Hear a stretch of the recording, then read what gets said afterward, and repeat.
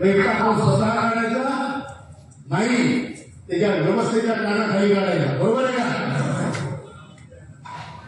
आपला जो प्रश्न आहे हा प्रश्न आपल्या सर्वांना माहिती आहे. ताई आम्ही दर महिन्याला पैसे भरले. पहिले 417 भरले दरमहा 1995 मध्ये. 2000 पासून तर पैशांची किंमत खूप होती. 2000 मध्ये 541 14 पासून आम्ही 1250 रुपये भरतो दर महिन्यात. एवढे पैसे भरले त्याचं जर आपण गणित केलं व्हॅल्युएशनच्या नुसार तर आज प्रत्येकाच्या सरकारकडे 20 लाख रुपये जमा आहेत. पैशाचं काय म्हणून कालचं सोनं आज 2.25 लाखाला गेलं. पैशाची व्हॅल्यू कमी जास्त कशामुळे होते, व्हॅल्युएशन कसं करायचं हे जर पाहिलं तर तुमच्या सगळ्यांच्या सरकारकडे 20 लाख रुपये जमा आहेत. माझे 20 लाख तुमच्याकडे जमा आहेत आणि त्याच्याऐवजी तुम्ही मला 1000 रुपये देता. हा माझ्यावर अन्याय आहे की नाही? अन्याय की नाही? या अन्यायाविरुद्ध आपण उठून उभे राहिलेलो आहे.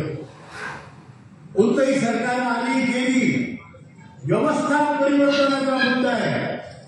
आम्ही म्हातारे घालून म्हणजे मेलो नाही, आम्ही कचरा नाही. आम्हाला कोणी आमची मुलं असो किंवा आमचं सरकार असो कचरा पेटीत आम्हाला टाकू शकत नाही, हे आम्हाला सिद्ध करायचं. आम्ही आमचा हक्क आम्ही मिळवून घेऊ शकतो. अरे असा कसा देणार नाही? घेतल्याशिवाय राहणार नाही ही हिंमत आपल्याला ठेवायची.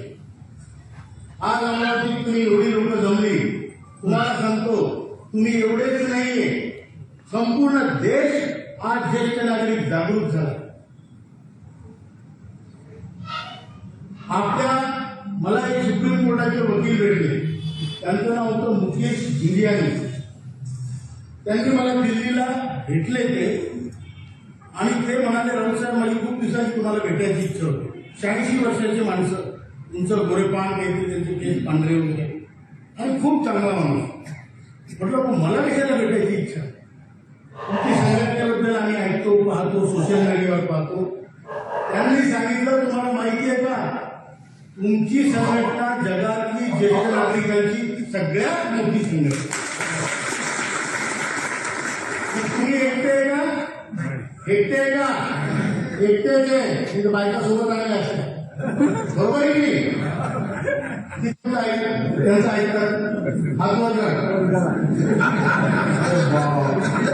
चार लोकांच्या बायका त्यांचं ऐकतात. पुढच्या वेळेस येताना त्या 4 बायकांनी वाटल्या पाहिजे. बरोबर आहे. आणि ज्यांच्या ऐकत त्यांच्यासाठी आपला जो फॉर्म्युला तिला सांगा बायकोला राऊत साहेब म्हणत होते बायको सोबत पाहिजे. तू एकटी का दुसरं एकटी? तुम्हाला सांगतो बायका तुमची बायको तुम्हाला सोडणार ती आल्याशिवाय राहणारच नाही.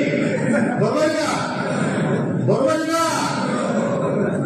हे आपल्याला करायचं, संख्या वाढवायची आणि आपल्यासाठी दुसरं कोणी काही करणार नाही, वो आपल्यालाच करते.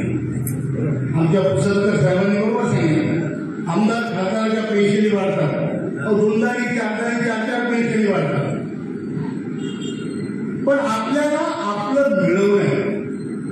आपली पेन्शन वाढवायला फक्त आपणच कारणीभूत राहणार, बाकी कोणाला तुमच्याशी काही घेणं नाही. स्वतःच्या शिंगानं माती उतरवते भाऊ. बरोबर आहे का? आणि ती माती आपण उतरणार आहे. जसं अंगावर तसं शिंगावर घेणार आहे. व्यवस्था असो, सरकार असो, ती काही असो, ज्येष्ठ नागरिकांचा या देशात मान सन्मान उलट झाला पाहिजे, यासाठी आपण प्रयत्न करतो.